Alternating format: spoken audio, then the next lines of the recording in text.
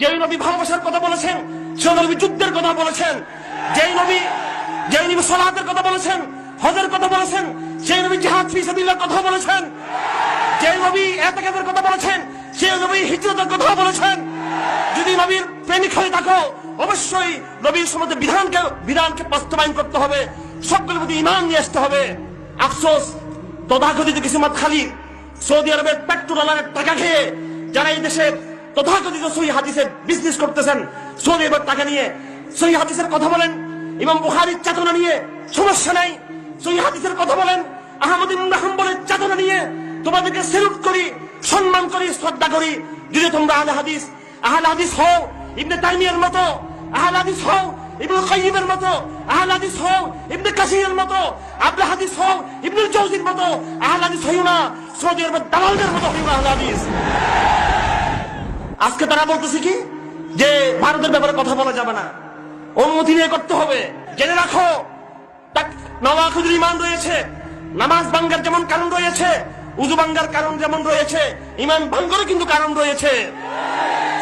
পরিষ্কার সমস্ত আকীদার কিতাব রয়েছে, পরিষ্কার আকীদার সমস্ত কিতাব রয়েছে। ঈমান আনার জন্য, মুমিন হওয়ার জন্য ইসলামের, কোরআনের, হাদিসের সমস্ত কিছু মেনে নিতে হবে। আত-তাসদীক বিমা জা বিহি মুহাম্মাদুন সাল্লাল্লাহু আলাইহি ওয়াসাল্লাম। মা এখানে কালিমাতু মা আম্মাতুন, সমস্ত রাসূল যা কিছু আনেছেন সবকিছু মানলে তুমি ঈমান আনবে। আর কুফর কাকে বলা হয়? কুফর বলা তাকযীবুন বিশাইইন মিম্মা জা বিহি নবী সাল্লাল্লাহু আলাইহি ওয়াসাল্লাম। মহানবী যা এনেছেন তার কোন একটি বিধান যদি তুমি না মানো, তুমি কাফের হয়ে যাবে। তুমি আমার ভাইরা, আমি কেন খোরাসানের নাম নিয়েছি? আমি খোরাসানের নাম নিয়েছি এই জন্য আমার কোনো ভয় নাই এই সমস্ত কথাগুলো বলতে। আমি চট্টগ্রামে আইন শৃঙ্খলার বন্ধুদেরকে বলেছি এবং বাংলাদেশ প্রশাসনের পুলিশের সর্বোচ্চ পর্যায়ে আমরা মেসেজ দিয়েছি, আমরা আপনাদের কথা দিচ্ছি, এই দেশে আমরা কেউ মিলিটেন্ট হয়ে যায় নাই, আমরা কেউ অস্ত্র ধরি নাই, এই দেশে আমরা কেউ হলিয়ার কথা আমরা করি নাই। কিন্তু কথা শুনে রাখবেন, গজদলহীন আপনাদের বিরুদ্ধে নয়, গজদলহীন ওই গুন্ডা মুদির বিরুদ্ধে, গজদলহীন ওই মুদির যারা দূষণ রয়েছে ভারতবর্ষে তাদের বিরুদ্ধে। শুনে রাখো, আমাদের কতগুলো বলতে দিবেন। খোরাসানের ভবিষ্যৎবাণী রাসূল করেছেন, শামের ভবিষ্যৎবাণী রাসূল করেছেন। আমি পরিষ্কার বলে থাকি, যে সমস্ত ভবিষ্যৎবাণী রাসূল করেছেন, আলা আন্নাল ঈমান হিনা তাকাউল ফিতানু বিশাম, আলা আন্নাল ঈমান হিনা তাকাউল ফিতানু বিশাম, আলা ইন্নাল ঈমান হিনা তাকাউল ফিতানু বিশাম। রাসূল বলেছেন, সাবধান, শেষ জামানায় যখন বিগ্রহ হবে, যুদ্ধ বাঁধবে, ফিতনা সৃষ্টি হবে, ঈমান যদি খুঁজে পেতে চাও, ওই শামে তোমরা ঈমান খুঁজে পাবে, ওই শামে তোমরা ঈমান পাবে, ওই শামে তোমরা ঈমান পাবে।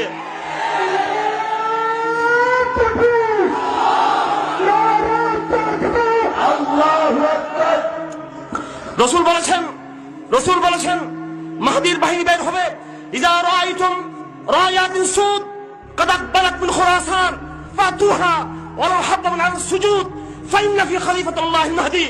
হে আমার উম্মতরা, যখন দেখবে খোরাসানের পর্বত থেকে, হিন্দু কুশের পাহাড় থেকে কালো পতাকাধারী, লা ইলাহা ইল্লাল্লাহ পতাকাধারী বাহিনী যখন বের হয়েছে, তোমরা পাহাড়ে পর্বতে বরফের উপর তোমরা হামাগুড়ি খেয়ে ওই কাফেলার সাথে তোমরা ঐক্যবদ্ধ হও, কাফেলাবদ্ধ হও, কাতারবদ্ধ হও। এটা মাহদীর কাফেলা, খোরাসান মাহদীর জমিন, খোরাসান ঈসার জমিন। সুতরাং যারাই খোরাসানকে জঙ্গিবাদ বলবে, নিঃসন্দেহে তাদের মনে নেফাক রয়েছে, তাদের মনে। আমার ভাইরা, রাসূল বলেছেন, ইসাবাতানি মিন উম্মতি মাগফুর, আমার উম্মতের দুই দলকে আল্লাহ ক্ষমা করবেন।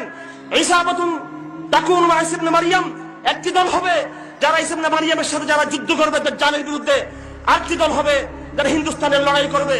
স্মার্ট অনেক ভাইয়েরা যারা কিছু মডার্ন চিন্তা করেন, তারাও কিন্তু মোল্লাদের কথা বলতে চান না।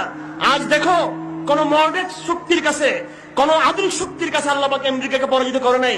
আল্লাহ আমেরিকার লাঞ্ছনা, আমেরিকার অপদস্থতা, আমেরিকার বেইজ্জতি আল্লাহ পাক রেখেছেন মোল্লাদের হাতে রেখেছেন। नमरूदों को सबक पढ़ाने अल्लाह ने मच्छर को उतारा, अफगानों को एक थप्पड़ से कैसे भागा रूस बेचारा। আমেরিকা তুমি দেখে নাও, আলহামদুলিল্লাহ। কেন আমরা আজকে আল্লাহর কুদরতের ইশারা বুঝতেছি না? কেন আল্লাহর কুদরতের গায়েবী ইশারা বুঝতেছি না? আল্লাহর কুদরতের গায়েবী ইশারা বুঝা দরকার মাদ্রাসার ছাত্রদের, আলেমদের, ইসলামপন্থীদের, সরকারে যারা আছে তাদের রয়েছে দায়িত্ব। আল্লাহর কুদরতের ইশারা একটি জমিনে একটি জমিনে খোরাসানের মাটিতে আল্লাহ পাক বারবার ইসলামকে বিজয় করতেছেন। সেই বিজয়ের কাহিনী আমরা ওয়াজ মাহফিলে শুনতে পারি না। আমরা আফসোসের কথা, বারবার সর্বশেষ পরাশক্তিকে আমেরিকাকে আল্লাহ পাক পরাজিত করেছেন। ইনশাআল্লাহ খোরাসানের এলাকায় আর কোন আগ্রাসন হবে না ইনশাআল্লাহ আজিজ। আমাদের নবীজি বলেছেন গজওয়াতুল খন্দক হয়ে গেছে, এবার থেকে আমরা কুফফার দিকে বিতাড়িত করব, আর কোন আত্মরক্ষা করব না। খোরাসানে পরাশক্তি আমেরিকাকে পরাজয়ের মাধ্যমে ইসলাম চূড়ান্ত বিজয় অর্জন করেছে। খোরাসানের বাহিনী এবার ইনশাআল্লাহ আজিজ দিল্লিতে আসবে, খোরাসানের বাহিনী কলকাতায় আসবে, খোরাসানের বাহিনী আসামে আসবে, খোরাসানের বাহিনী আরেকখানে আসবে ইনশাআল্লাহ আজিজ।